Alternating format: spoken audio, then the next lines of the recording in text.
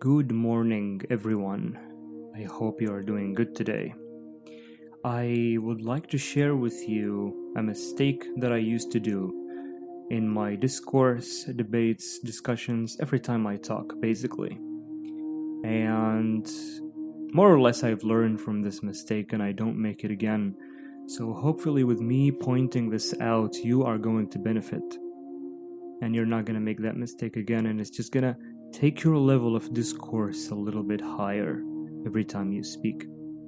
How many times have you had this happen? You're talking to someone, maybe a disagreement or a discussion or something, and they state their opinion, you respond to it, a very long, lengthy response, and then they say, "That's not what I mean, but that's not what I'm talking about."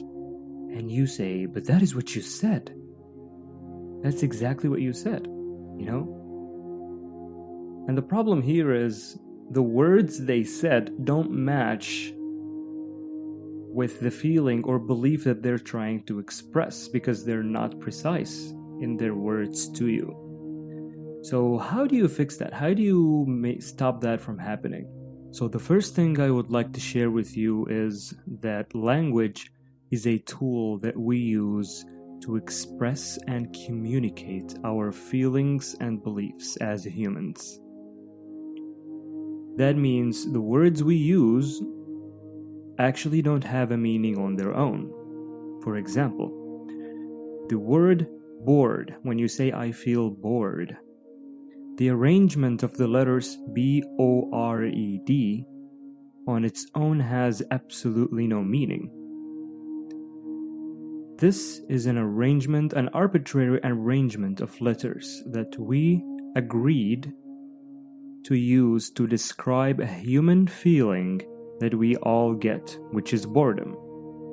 And that's the purpose of language, is to communicate these feelings and ideas that we have as humans. Now, that means that language has to be precise.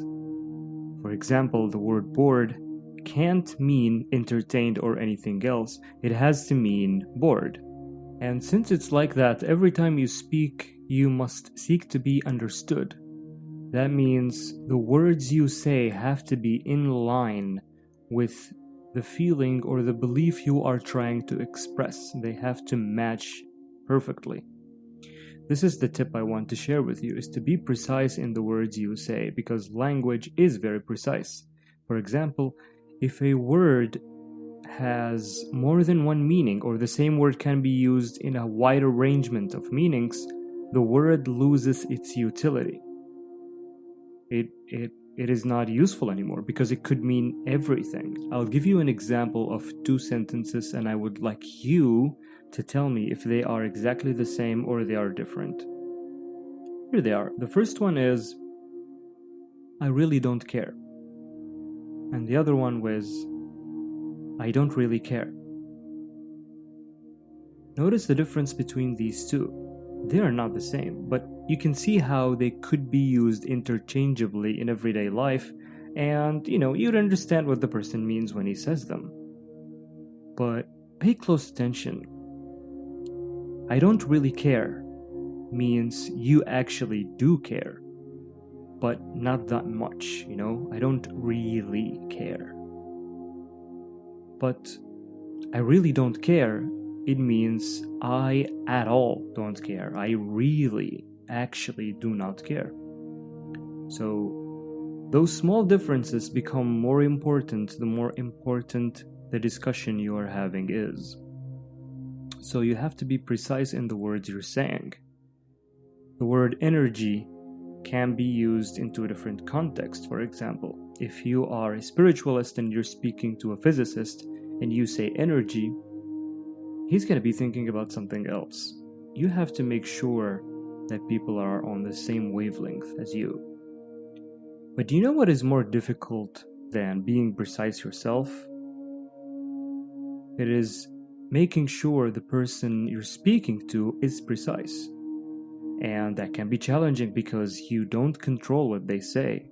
You don't control what they think, even if they think that they should be precise or not. But there is a good way to do it, and it's going to save you a lot.